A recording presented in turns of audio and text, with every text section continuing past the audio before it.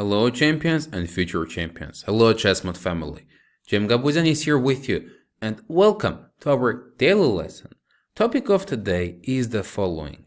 When we have Rooks on the 7th rank, which is a great power and is pressuring a lot on opponent's king, sometimes opponent tries to keep the pawn chain safe and our rooks are not having a lot of threats.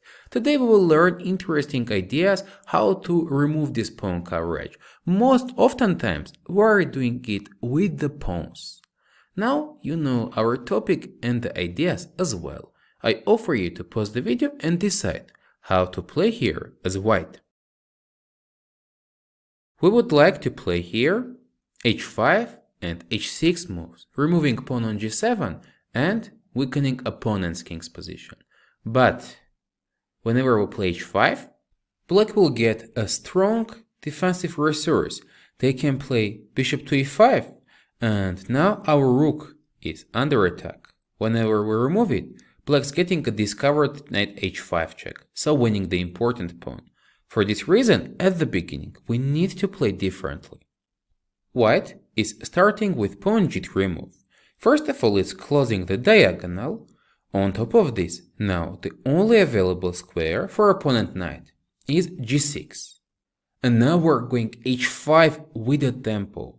On top of this, after h5, white knight has the only available square on e5. At this moment, I have another question. Are we going to capture pawn on g7 or we will play differently? You can pause the video and quickly make a decision.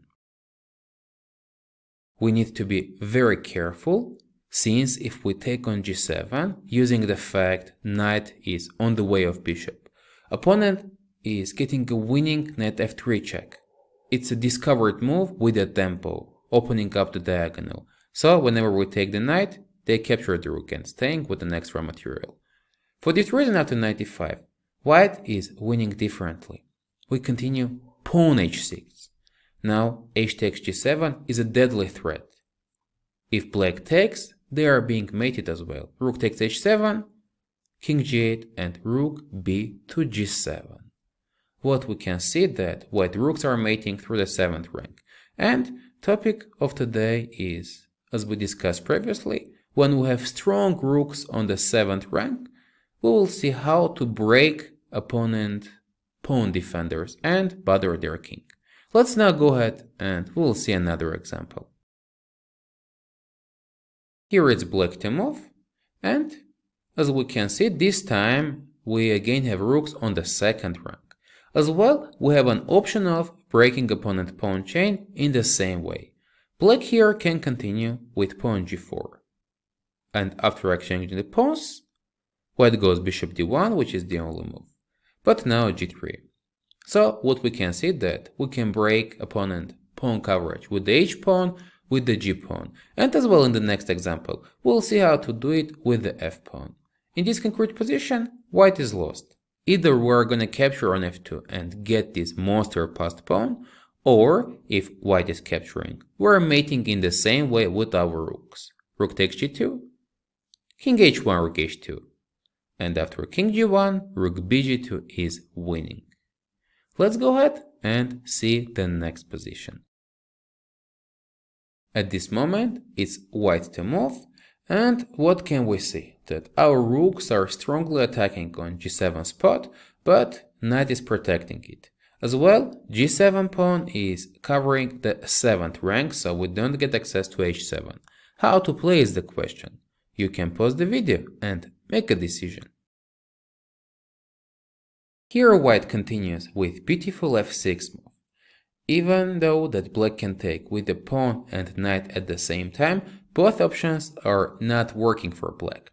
If they take with the pawn, we capture rook h7. What has happened? Now knight on h5 is under attack and we're getting full control over the 7th rank. After knight f4, white can play rook b to g7 check. And after king f8, the easiest way to win is pawn h5. Later on we want to play pawn to h6 and we're mating with rook h8 move. For this reason, after f6, black cannot take with the pawn, but as well capturing with the knight is not a good option. we can take pawn on g7, and after king h8, going rook to f7. Now, if this knight is leaving to f6, we are capturing pawn on h7 and winning, as well if black tries to protect the knight, we are winning with rook f8 check, knight g8, and rook h7 is mating. We have seen that opening up the 7th rank is possible with all of the pawns f6, g6, and h6. Now, let's go ahead and you will receive your homework for today's daily lesson. Same situation with doubled rooks on the 7th rank, and we need to decide how to be. You can share your thoughts and ideas how to break opponent's pawn chain in the comment section below. Gabuzyan was here with you. Thank you for your subscriptions, likes, and sharing this video with your friends. We appreciate it a lot. I will see you next time during our next daily lessons.